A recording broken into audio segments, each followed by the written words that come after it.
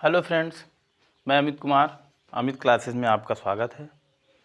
मैं कल आप लोगों को जीव विज्ञान के बारे में बताया। जितनी भी नॉर्मल जानकारियाँ थी वो आपको मैं दिया।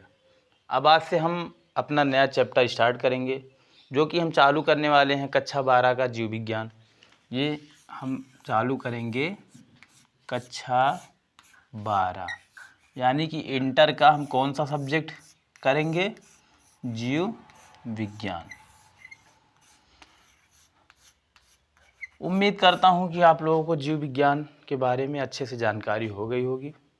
अब इसके आगे हम चलते हैं अपने चैप्टर की ओर। तो ठीक है दोस्तों, इसके आगे हम पढ़ेंगे जो चैप्टर 1 है अपना, वो क्या है? पुष्पीय पादपों में क्या है? लैंगिक जनन है। लैंगिक जनन।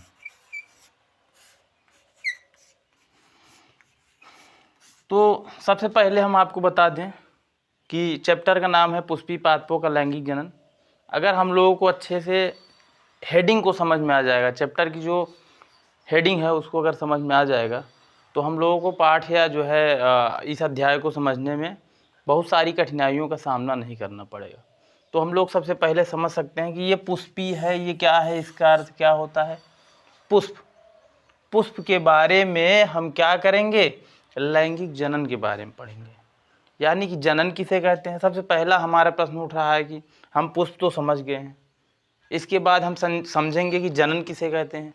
जब हमको जनन ही नहीं समझ में आएगा तो हम इस चैप्टर के बारे में कहाँ समझ पाएंगे। तो सबसे पहले हम देखते हैं जनन। इसमें जो प्रश्न उठ रहा है वो जनन।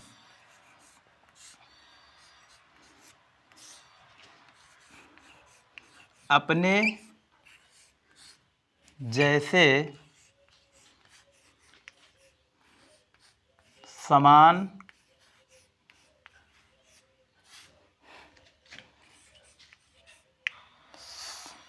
संतान को उत्पन्न करना क्या कहलाता है? उत्पन्न करना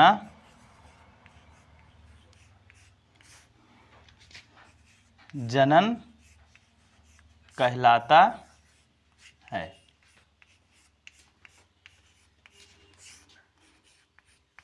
हम लोगों को ये समझ में आ गया होगा कि जनन क्या होता है।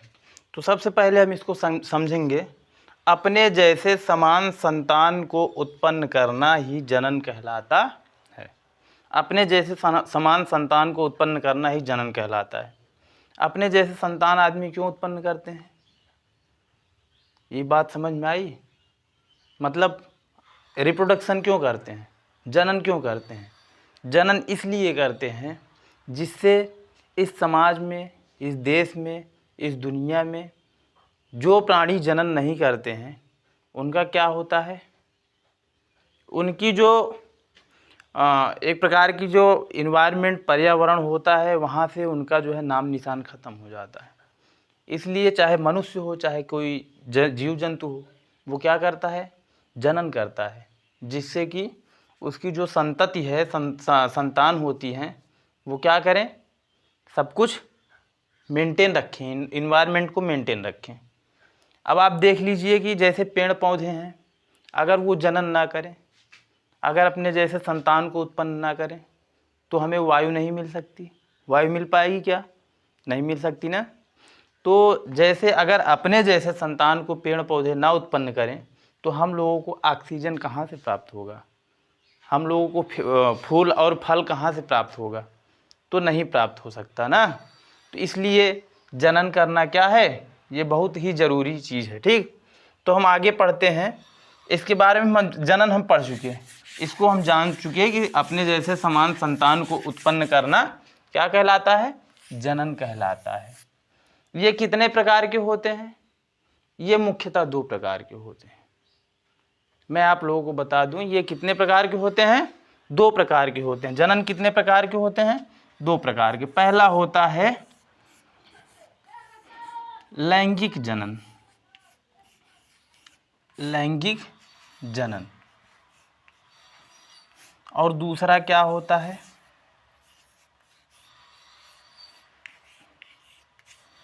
अलैंगिक जनन। जिसको नोट करना है इसको आप नोट कर सकते हैं। जनन कितने प्रकार के होते हैं? मुख्यतः 2 प्रकार के होते हैं। एक होता है लैंगिक जनन, एक होता है अलैंगिक जनन। ठीक, समझ में आया? चलिए ठीक है। अब हम देखेंगे लैंगिक जनन जो होता है ये क्या होता है और अलैंगिक जनन क्या होता है। लैंगिक जनन जो होता है, यहाँ हम इसको थोड़ी देर के लिए मिटा दे रहे हैं, उसके बाद हम आपको दिखाएंगे लैंगिक जनन।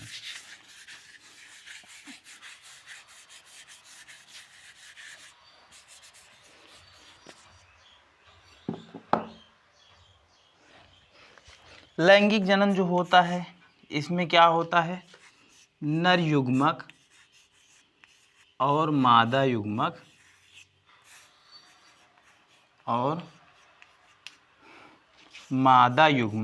क्या होते हैं?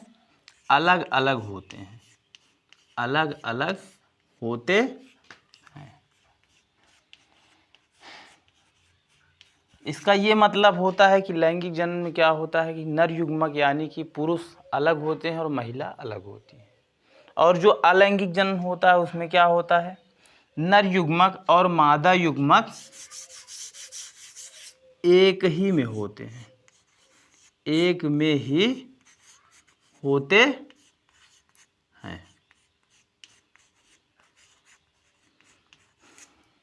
मैं आशा करता हूँ कि आप लोगों को ये 2 चीज़ समझ में आ गया होगा। चाहे हम इस पार्ट को पढ़ रहे हैं, इसके बाद हम जब दूसरे पार्ट में रिप्रोडक्शन इन ह्यूमन, तो बच्चों अभी तक हम लोग जो है जनन पढ़ लिए, लैंगिक जनन किसे कहते हैं ये भी पढ़ लिए, और उसके साथ साथ में हम पुष्प के बारे में भी जान लिए। सब कुछ हमें कॉन्सेप्ट एकदम से याद हो गया ना, इसमें कोई दिक्कत तो है नहीं। अब हम पढ़ेंगे पादप, पुष्प और पादप के बारे में। तो सबसे पहले हम पादप की बात कर लेते हैं। पादप जो होते हैं, ये पादप, ये जो पौधे की बात होती है, ये क्या होती है? ये कितने प्रकार के होते हैं? 2 प्रकार के होते हैं। मुख्यतः ये 2 प्रकार के होते हैं। एक क्या होते हैं पता है? बीज रहित पौधे। इनको हम कहते हैं, क्या कहते हैं? बीज रहित पौधे। बीज रहित पौधे। हालांकि हम इसको जो है अभी नहीं पढ़ेंगे, क्योंकि ये हमारे जो है सलेबस में इसका कोई महत्व नहीं है। ठीक, इसमें क्या होता है तब भी हम जान लेते हैं कि बीज रहित पौधे अगर नाम आ गया है तो ऐसे पौधे जिनका निर्माण बिना बीजों द्वारा होता है उन्हें हम बीज रहित पौधे कहते हैं। समझ में आ गया?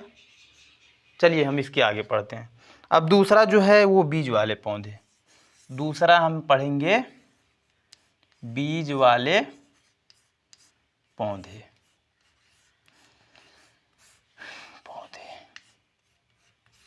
बीज वाले पौधे। बीज वाले पौधे में मुख्यतः 2 पार्ट्स होते हैं। ये देखिए, एक होता है, क्या होता है? अनावृत बीजी होते हैं, एक आवृत्त बीजी। एक होते हैं नहीं आएगा क्या इसमें? इसमें देखिए बीज वाले पौधे जो होते हैं ये 2 प्रकार के होते हैं। एक अनावृत बीजी और एक कौन से होते हैं? आवृत्त बीजी पौधे। आवृत्त बीजी। जो हमारा पुष्पी पादप होते हैं, पुष्पी पादप जो लैंगिक जनन हम पढ़ रहे हैं वो किसके अंतर्गत आता है? किसके अंतर्गत आता है? आवृत्त बीजी के अंतर्गत आता है। समझ में आया? हम जो पुष्पी पादपों में लैंगिक जनन पढ़ रहे हैं वो आवृत्त बीजी पौधे के अंतर्गत आएगा। ठीक, इसका मतलब कुछ नहीं है, क्योंकि बीज वाले जो पौधे होते, बीज रहित जो पौधे होते हैं, इसका मतलब वही होता है कि जो ऐसे पौधे जो बिना बीज के होते हैं, बिना बीज का जो रिप्रोडक्शन हो जाता है। कुछ पौधे ऐसे होते हैं जिनकी पत्तियां गिर जाती हैं, तो पत्तियों से और उनकी जड़ों से बिना बीज के उनकी जो है रिप्रोडक्शन हो जाती है ना, तो उसके बारे में इसका है। इससे अभी हमारा कोई लेना देना नहीं है। इसके आगे हम पढ़ेंगे आवृत्त बीजी और अनावृत्त बीजी। चलिए ठीक है, अब इसके अंतर्गत हम लोगों को समझ में आ गया है कि आवृत्तबीजी के अंतर्गत हम पादप के बारे में पढ़ते हैं। अब हम आगे पढ़ेंगे पुष्प के बारे में। आगे हम पढ़ने वाले हैं पुष्प के बारे में। ठीक, समझ में आया? अब देखिए हम पढ़ेंगे पुष्प। बहुत ध्यान से देखिएगा। इसको क्या कहते हैं? ये आवृत्तबीजी का पार्ट होता है पुष्प। ठीक, समझ में आया? आवृत्तबीजी का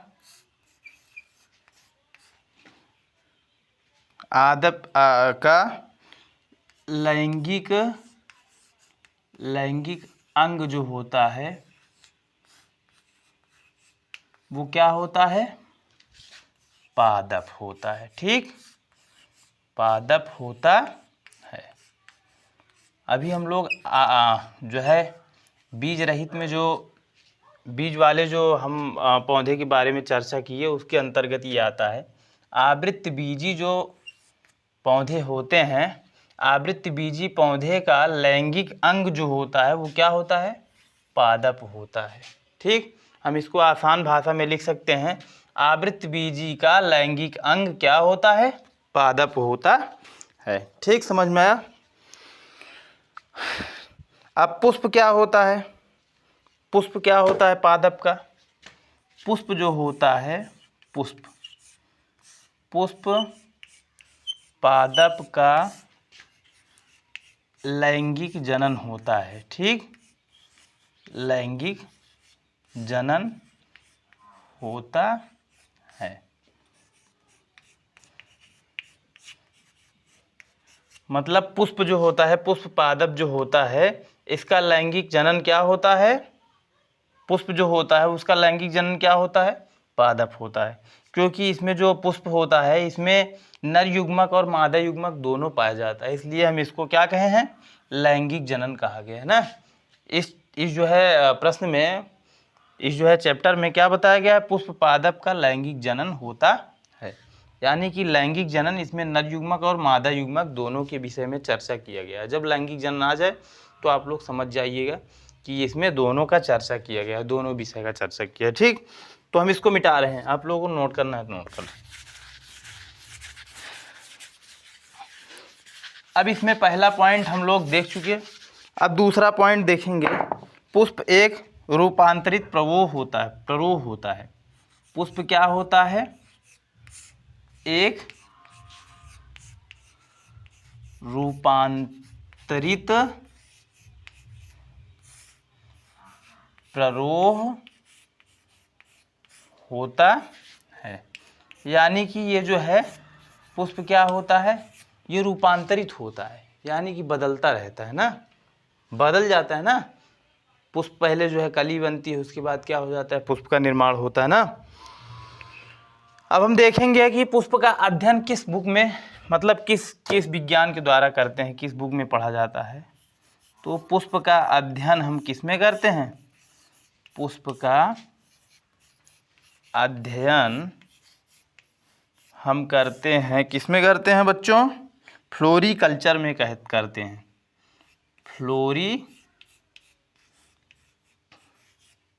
फ्लोरीकल्चर, इसे हम क्या कहते हैं? फ्लोरीकल्चर के नाम से जानते हैं। ठीक, समझ में आया? चलिए ठीक है, मैं इसको मिटा रहा हूँ। ठीक, अब पुष्प की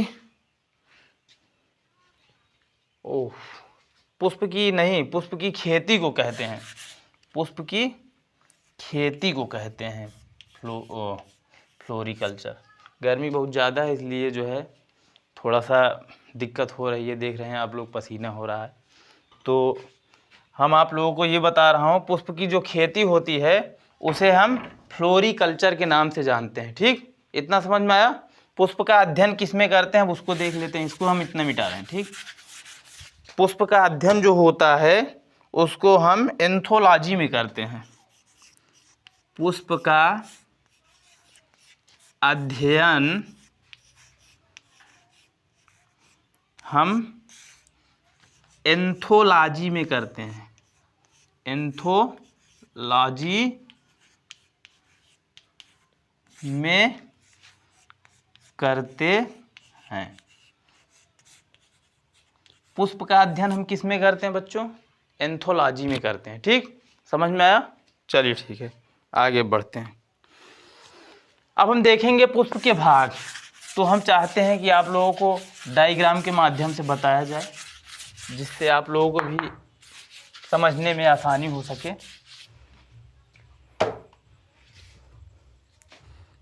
तो डायग्राम के माध्यम से अगर हम बताएं तो ये ऐसे अपना डायग्राम होता है। ये मैं इसको बना दे रहा हूँ, थोड़ा सा हमको आर्ट कम हमारा जो है दिक्कत है, इसलिए मैं आप लोगों को ऐसे बता दे रहा हूँ। तो ये जो होता है ऐसे, और इसके बाद क्या होता है, ये ऐसे होता है। तो इसे हम क्या कहते हैं बच्चों? इसे हम कहते हैं बाह्य दलपुंज, बाह्य दल पुंज। क्योंकि इसमें जो है दो भाग है ना, दो भाग हैं, इसे बाह्य दल पुंज कहेंगे। और उसके बाद जो है इसे हम क्या कहते हैं? पुष्पवृंत कहते हैं, पुष्पवृंत। यानी कि पुष्पवृंत क्यों कहते हैं? जैसे कोई जो है पेड़ पौधे होते हैं, उसमें क्या होती हैं, पत्तियां लगी होती हैं, उन्हें टहनी कहते हैं। तो ये वाला जो भाग होता है वो क्या होता है? पुष्पवृंत होता है। समझ में आया? चलिए ठीक है।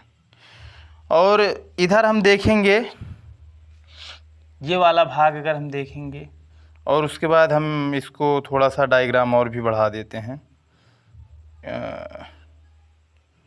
ये डायग्राम हम इसको यहाँ से ऐसे ऐसे ऐसे ऐसे ऐसे बढ़ा देते हैं। ठीक है, तो इसका जो नाम होता है इसे हम क्या कहते हैं?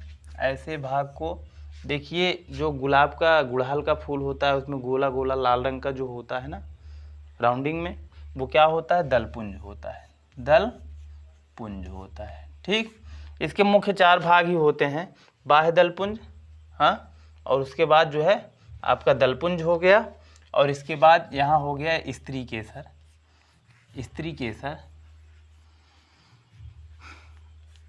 और यहाँ जो ऐसे ऐसे देखो पार्ट्स निकले होते हैं, ऐसे ऐसे पार्ट्स निकले होते हैं, वो क्या होते हैं? वो होते हैं पुंकेसर, पुंकेसर। ठीक, तो चार पार्ट्स होते हैं कुल मिला के, जिसे हम क्या कहते हैं? ये बाह्य दलपुंज हो गया। ये यहाँ पे जो है इसका कोई अर्थ नहीं है अभी यहाँ पे, क्योंकि मैं आपको समझाने के लिए बताया कि ये जो है पूर्ण पुष्पवृंत होता है। और उसके बाद जो है ये क्या होता है? ये इसका आसन होता है। यहाँ इसको भी हम लिख सकते हैं, लेकिन कोई ज़रूरत नहीं है इसकी। जो मुख्य पार्ट्स होती हैं वो मात्र चार होती हैं, पुष्पवृंत, बाह्य दलपुंज, पुंकेसर, स्त्री केसर। इसके अंतर्गत, इस दोनों के अंतर्गत हम आगे पढ़ेंगे। मेन पार्ट जो फूल के होते हैं, पुष्प के होते हैं, वो बस चार ही होते हैं। ठीक, तो अब हम आगे इसको डायग्राम के माध्यम से देख चुके हैं। अब इसके बाद हम लोग पढ़ेंगे इसके बारे में, दलपुंज और बाह्य दलपुंज, और उसके बाद स्त्री केसर और पुंकेसर के बारे में अच्छे से देख लेते हैं। ठीक, तो बच्चों ध्यान से देखिएगा।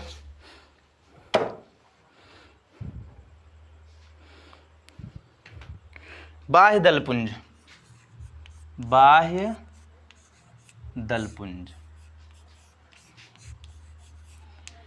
हम लोग देखे होंगे पुष्प में जो हरा भाग होता है, पुष्प में जो हरा भाग होता है, नीचे की जो हरी भाग होती है डंठल के ऊपर, जो ऐसे पत्ती नुमा होती है, पत्ती नुमा जो भाग होती है जिसमें पुष्प होता है, इस भाग को हम क्या कहते हैं पता है? बाह्य दलपुंज कहते हैं। ये क्या करता है? ये पुष्प की सुरक्षा करता है। ये क्या करता है? बाह्य दलपुंज का मुख्य कार्य क्या होता है? पुष्प की सुरक्षा करना होता है। ठीक, इतना समझ में आ गया कि नहीं आ गया? चलिए ठीक है, दूसरा हम देखते हैं।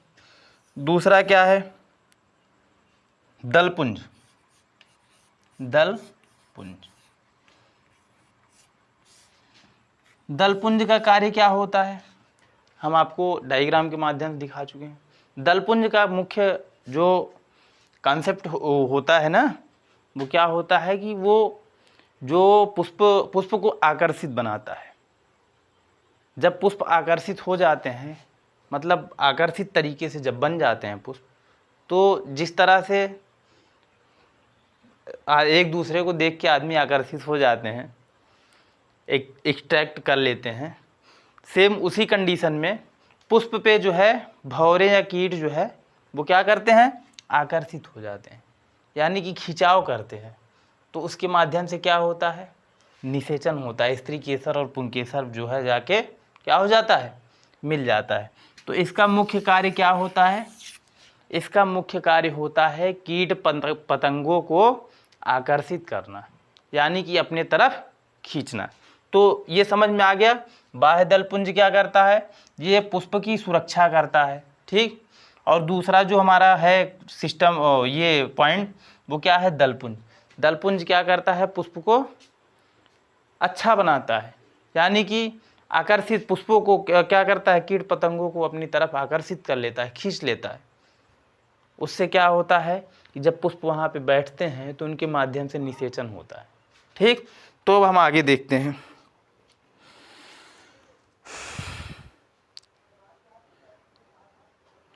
अब देखेंगे पुमंग और जायांग। अब इसमें हम तीसरा पॉइंट जो स्त्री केसर था और जो है पुंकेसर था, तो पुंकेसर को हम क्या कहते हैं, पुमंग के नाम से जानते हैं ना। अभी हम लोग देखे थे, पुंकेसर लिख दिए थे, तो हम देखेंगे कि इसको जो है पुमंग कहते हैं। पुमंग, पुमंग क्या होता है, पुमंग या पुंकेसर, ये क्या होता है, पुंकेसर ये क्या होता है, पुमंग या पुंकेसर ये जो है नर अंग होता है। क्या होता है, ये नर होते हैं, ठीक, ये नर होते हैं, डायरेक्ट लिखिए जिससे आप लोगों को भी असुविधा ना हो। और जो स्त्री केसर या जायांग जिसे कहते हैं, वो क्या होते हैं, वो स्त्री भाग होते हैं। जो स्त्री केसर होता है, स्त्री केसर, वो क्या होते हैं, मादा भाग होते हैं, ठीक। इससे हम लोगों को समझ में आ गया होगा कि पुंकेसर किसे कहते हैं, ये नर भाग होते हैं, और स्त्री केसर क्या होते हैं, मादा भाग होते हैं। और दलपुंज क्या करते हैं, वो कीटों को आकर्षित करते हैं, और इस पे जो है जब फूल पे कीट पतंग जब बैठते हैं तो उससे निषेचन हो जाता है। और जो बाह्य दलपुंज होता है वो क्या करता है, फूलों की सुरक्षा करता है। ये सारी सब कुछ याद हो गया होगा मुझे लगता है, ठीक।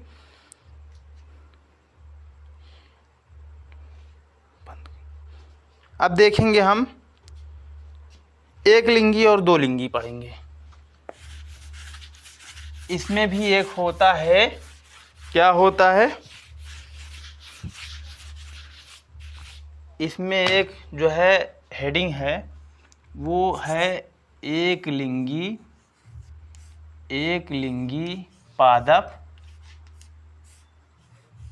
और पहला होता है, और दूसरा जो होता है उभयलिंगी।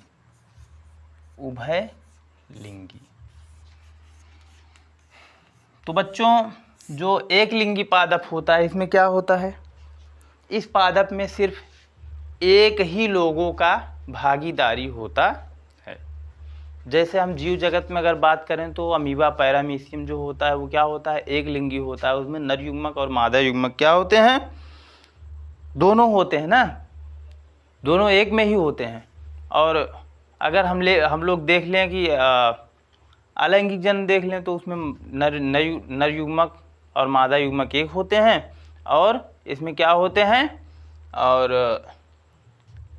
लैंगिक जनन में नर युग्मक और मादा युग्मक अलग अलग होते हैं। सेम उसी प्रकार जो एक लिंगी होते हैं, इसमें क्या पाए जाते हैं, एक ही प्रकार के लिंग पाए जाते हैं। यानी कि लिंग समझ रहे हैं, जैसे मेल फीमेल होते हैं वैसे अलग अलग पाए जाते हैं। तो मेल ही पाए जाएंगे इसमें, या तो फीमेल ही पाए जाएंगे, ठीक। एक लिंगी के अंतर्गत या तो मेल ही पाए जाएंगे, या तो पुरुष ही होगा इसमें, या तो फिर हम महिला पाएंगे। ठीक, उभय लिंगी को हम क्या कह सकते हैं? उभय लिंगी को हम द्विलिंगी भी कह सकते हैं। इसमें दो प्रकार के लिंग पाए जाते हैं, जैसे एक पुरुष और महिला दोनों एक साथ पाए जाते हैं। ठीक, इतना कॉन्सेप्ट समझ में आ गया? ठीक है, मैं अब अगली वीडियो कल बनाता हूँ। आज जो है बहुत ज़्यादा हो गया है, नहीं तो आप लोगों को भी डिस्टर्ब होगा। अगर हम लोग बराबर याद करते रहेंगे और बराबर जो है पढ़ते रहेंगे तो उससे समझ में आएगा। एक बार में पढ़ाने से या पढ़ने से बोझ लद जाता है, उसके बाद समझ में नहीं आता है। तो हम इसी बात को जो है ख़त्म करते हुए आप लोगों से कहना चाहते हैं कि आप लोग हमारी वीडियो को लाइक सब्सक्राइब करिए। गर्मी बहुत ज़्यादा हो रही है और हम लोग मेहनत कर रहे हैं, तो आप लोगों का कर्तव्य बनता है कि इसको आप लोग शेयर करिए। ठीक है, धन्यवाद।